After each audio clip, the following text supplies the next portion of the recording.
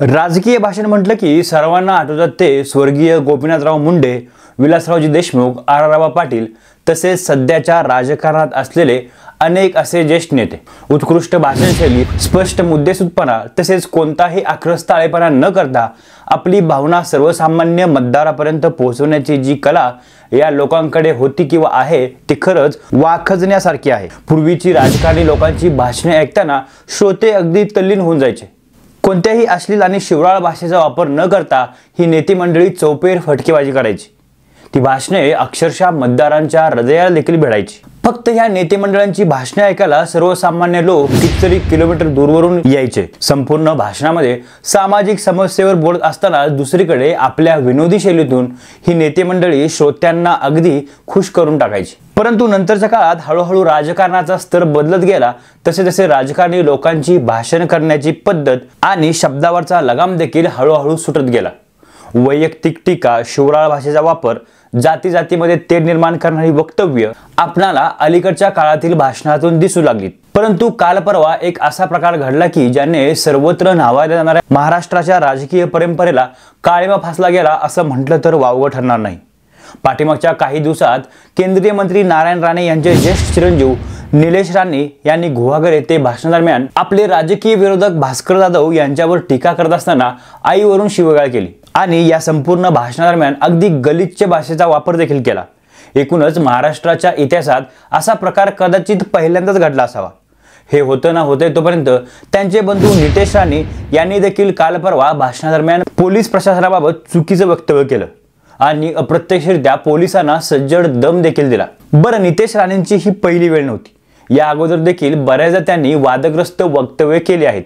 एकूणच वेळोवेळी चुकीची विधाने आणि अश्लील भाषेचा वापर करणाऱ्या या नेत्यांवर त्या पक्षातील पक्षश्रेष्ठी बंधने का घालत नाहीत असा प्रश्न सर्वसामान्य मतदारांना पडतो आहे.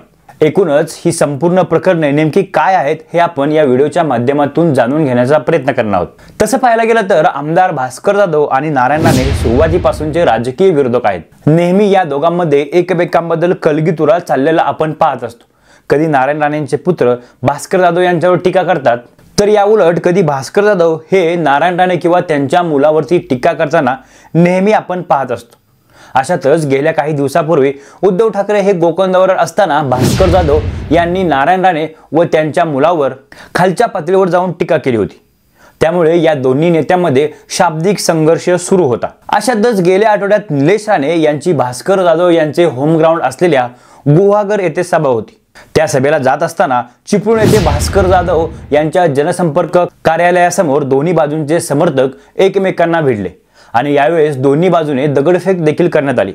त्यानंतर चिपळूणमधील वातावरण एकदम संवेदनशील बनलं होतं. एकूणच या संपूर्ण प्रकारानंतर रागाच्या मनस्थितीत असलेले निलेश राणे यांनी गुहागर गाठलं आणि सभास्थळी जाऊन आपल्या भाषणाला सुरुवात केली आणि त्यात सुरुवातीपासूनच त्यांनी भास्कर जाधव यांच्यावर अगदी शेलक्या शब्दात टीका करायला सुरुवात केली. पुढे हळूहळू त्यांच्या भाषेवरचा तोल एवढा घसरत गेला की त्यांनी अक्षरशः भास्कर जाधव यांना आईवरून शिवीगाळ केली. हे एकदा नसून त्यांच्या संपूर्ण भाषणात 3 ते 4 वेळा त्यांनी जाधवांची आईमाई काढली. या संपूर्ण सभास्थळी कितीतरी महिला उपस्थित असताना देखील नितेश राणे यांनी भान न ठेवता अगदी शिवराळ भाषेचा वापर आपल्या भाषणामध्ये केला. बरं, हे एखाद्या सर्वसामान्य व्यक्तीकडून झाले असते तर ठीक आहे. स्वतः निलेश राणे हे लोकसभेचे खासदार राहिलेत. तसेच त्यांचे वडील नारायण राणे हे केंद्रात मंत्री आहेत. अशा वेळी आपण कुठे काय बोलायचे याचे भान निलेश राणेंनी ठेवायला हवं. एकंदरीत हा संपूर्ण प्रकार झाल्यानंतर विविध स्तरातून याचा निषेध व्यक्त करण्यात आला. परंतु याचा फरक निलेश राणे यांच्यावरती काही पडला असेल असं वाटत नाही. दुसरीकडे त्यांचे बंधू नितेश राणे हे देखील वेळोवेळी वादग्रस्त वक्तव्य करताना दिसत असतात. आपण कोणालाच घाबरत नाही. माझी कोणी काहीच वकडी करू शकत नाही कारण आपला बॉस सागर बंगल्यावर बसलाय असं बोलणारे नितेश राणे यांनी तर नेत्यांबरोबरच सरकारी अधिकाऱ्यांना देखील सोडलं नाही. हिंदुत्वाचा मुद्दा घेऊन संपूर्ण राज्यात जनजागृती करू पाहणारे नितेश राणे हे इतर धर्मांबद्दल अतिशय खालच्या पातळीवर जाऊन बोलताना दिसत असतात आणि हे एकदा घडले नसून वेळोवेळी त्यांची वक्तव्य ही सर्वांसमोर आली आहेत. आपल्या धर्माबद्दल आदर असणे यात काही गैर नाही, परंतु त्या दरम्यान इतर धर्मीय लोकांना तुच्छ लेखणं हे कितपत योग्य आहे हिंदू मोर्चाच्या निमित्ताने नितेश राणे यांनी सोलापूर, पंढरपूर, पुणे आदी ठिकाणी वेळोवेळी धार्मिक तेढ निर्माण होतील अशी वक्तव्य केली आहेत। तसेच दुसरीकडे पोलीस प्रशासनाला तर ते आपले घरगडीत समजतात का असा प्रश्न पडतो। त्यांनी आतापर्यंत अनेक वेळा पोलीस प्रशासनाबाबतीत वादग्रस्त अशी वक्तव्य केली आहेत, परंतु याबद्दल त्यांच्यावर पक्षश्रेष्ठींकडून कोणतीही कारवाई वा त्यांना कोणताही समज दिला गेला नाही। आता अगदी काल परवाचंच उदाहरण बघा ना, हे पोलीस माझं काही बिघडू शकत नाहीत, माझ्या भाषणाचे कितीही व्हिडिओ काढले तरी जास्तीत जास्त हे लोक तो फक्त आपल्या बायकोला दाखवू शकतील, या व्यतिरिक्त हे काहीच करू शकत नाही, कारण सध्या आमचं सरकार आहे आणि आम्हाला तुम्ही काही करू शकणार नाही, असं विधान राणेंनी भाषणादरम्यान केलं। तसेच पुढे बोलताना राहायचा एका जाग्यावर असा दम देखील त्यांनी पोलिसांना दिला। एकूणच नितेश राणे हे वेळोवेळी वादग्रस्त वक्तव्य करताना सर्वांना दिसत आहेत, तरी देखील त्यांच्या पक्षाचे राज्यातील प्रमुख नेते आणि त्यांच्याच भाषेत त्यांचे बॉस मात्र याबद्दल काहीही बोलताना दिसत नाहीत। तसेच ज्या गृह खात्याचे ते प्रमुख आहेत त्या खात्यातील पोलिसांवर आपला आमदार वेळोवेळी खालच्या पातळीवर जाऊन टीका करत आहे, तरी देखील याबद्दल ते ब्रश शब्द देखील काढताना दिसत नाहीत। पोलीस हे त्यांचं कर्तव्य बजावत असतात, ते त्यांची नोकरी करत असतात, परंतु कोणीतरी येऊन सत्तेचा माज दाखवून या प्रशासनावर चुकीचं बोलत स्वतःची धाक दाखवतो, हे कितपत योग्य आहे।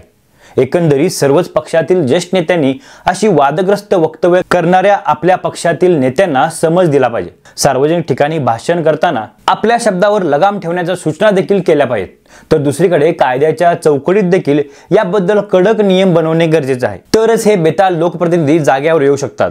अन्यथा आपल्या राजकीय ताकदीच्या जोरावर हे लोक सरकारी नोकर आणि सर्वसामान्य जनतेला कधीच किंमत देणार नाहीत। एकंदरीत सततची वादग्रस्त वक्तव्य करणाऱ्या सर्व नेत्यांवर राजकीय बंधने आणली पाहिजेत का, तसेच याबद्दल काही कायदा झाले पाहिजे का, याबद्दल आपलं काय मत आहे हे आपण सांगायला विसरू नका। आणि हा संपूर्ण व्हिडिओ आपल्याला कसा वाटला हे देखील कमेंट बॉक्समध्ये कळवायला विसरू नका। तोपर्यंत धन्यवाद।